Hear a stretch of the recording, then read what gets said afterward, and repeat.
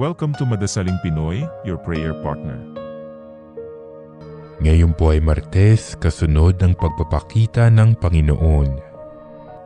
Ang mabuting balita ng Panginoon ayon kay San Marcos. Noong panahong iyon, nakita ni Jesus ang napakaraming tao. Nahabag siya sa kanila sapagkat para silang mga tupang walang pastol.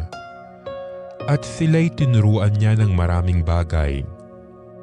Nang dapit hapon na, lumapit sa kanya ang mga alagad at ang sabi, "Ilang ang puok na ito at malapit nang lumubog ang araw.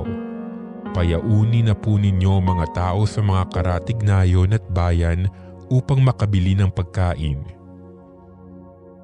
Ngunit sinabi niya, "Kayo ang magbigay sa kanila ng makakain." Bibili po ba kami ng halagang 200 denaryong tinapay upang ipakain sa kanila? Tanong ng mga alagad. "Ilan ba ang dala ninyong tinapay? Tingnan nga ninyo," wika niya. Pagkatapos tingnan ay kanilang sinabi, 5 po at 2 isda. Iniutos ni Jesus na ang lahat ay maupo ng pulupulutong sa damuhan.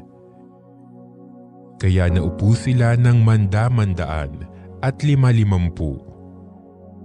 Kinuha ni Jesus ang 5 tinapay at 2 isda, tumingala sa langit at nagpasalamat sa Diyos.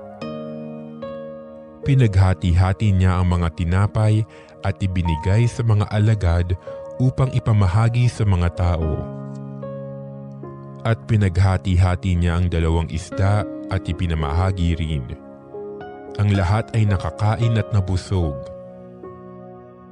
Nang tipunin ng mga alagad ang lumabis na hati-hating tinapay at isda, nakapuno sila ng 12 bakol. Sa mga nagsikain, 5,000 ang mga lalaki. Ang mabuting balita ng Panginoon.